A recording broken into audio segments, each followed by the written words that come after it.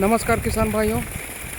आज मैं आपको बताने जा रहा हूँ एक कृषि से संबंधित ऐसे विषय के बारे में जो शायद ही लोग जानते हैं, इसके बारे में सोचते हैं और इस पे विचार करते हैं। मैं चूँकि यहाँ लगभग 25 से 30 सालों से रह रहा था और अभी मैं यहाँ पे नहीं रहता हूँ, फिर भी मेरे मन में जिज्ञासा हुई कि मैं यहाँ पर आकर देखूँ कि जो लॉन्ग टर्म फर्टिलाइज़र ट्रायल चल रहा है वो अभी किस हालात में है और अभी क्या स्थिति है। मैं आपको बताना चाहता हूँ ये लॉन्ग टर्म फर्टिलाइज़र ट्रायल होता क्या है।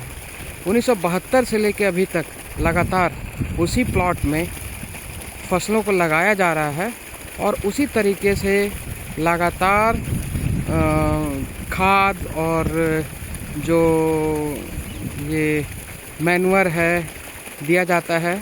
खाद में मुख्य रूप से नाइट्रोजन, फास्फोरस, पोटास दिया जा रहा है और मैनुअल में FOM दिया जा रहा है। तो मैं आपसे ये कहना चाहता हूँ कि जैसा कि आप मेरे पीछे देख रहे हैं, ये गेहूं की फसल है और इसमें मुख्य रूप से NPK दिया गया है, मैनुअर दिया गया है यानी FOM यानी गोबर आप जिसे कह सकते हैं, और इसमें दिया गया है एक ऐसा ही प्लॉट है इसमें कुछ भी नहीं दिया गया।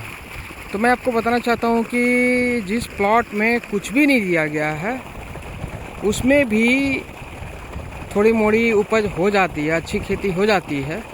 लेकिन बहुत से ऐसे क्रॉप हैं जिसमें अगर हम लगातार पिछले मतलब अभी कितना साल हो गया, 30 और लगभग 50-55 सालों से लगातार नाइट्रोजन दे रहे हैं, तो उस खेत की हालत बहुत ज़्यादा ख़राब हो चुकी है। उसकी एसिडिटी बहुत ही हाई हो गई है, वो मिट्टी बहुत हार्ड हो गया है और वहाँ क्रॉप निकालना बहुत ही डिफ़िकल्ट है।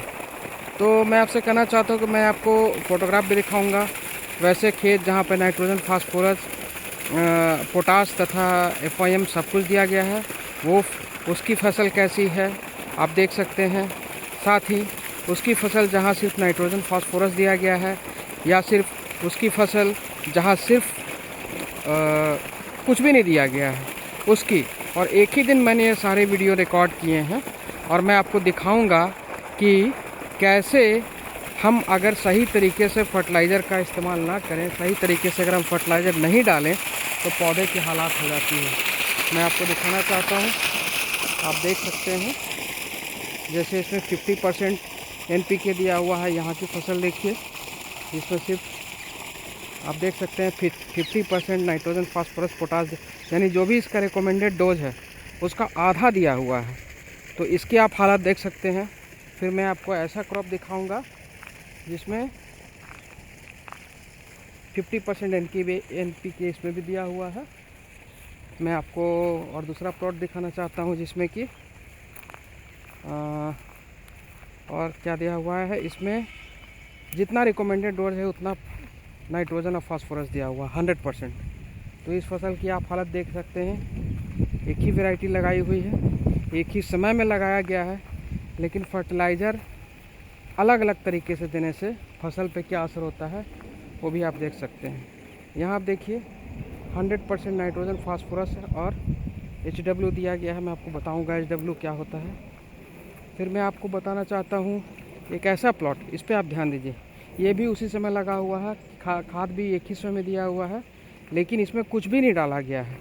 तो इसकी आप हालत देख सकते हैं ये, और वैरायटी भी सेम है, इसमें सिर्फ नाइट्रोजन दिया गया है। तो आप देख लीजिए, अगर किसान लगातार नाइट्रोजन एक ही खेत में देंगे, यूरिया देंगे, तो खेत और फसल की हालत तो आपके सामने है जो आपको दिख रहा है। तो मैं किसान से यही कहना चाहूँगा कि आप जो है अपना जो फसल है उसमें बैलेंस न्यूट्रिशन दें। आप इसमें देखिए, चूँकि झारखंड की मिट्टी एसिडिक होती है इसलिए इसमें nitrogen, phosphorus, potash plus lime भी दिया हुआ है।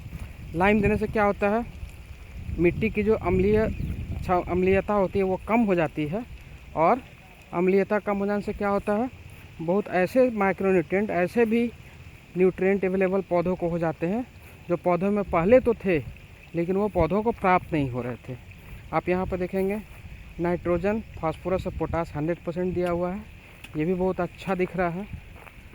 और मैं आपको एक ऐसा अभी प्लॉट दिखाऊंगा जिसमें नाइट्रोजन, फास्फोरस प्लस गोबर दिया हुआ है। गोबर ही है ना, इसमें गोबर दिया हुआ था। ये देखिए कितना हरा भरा और सुंदर दिख रहा है।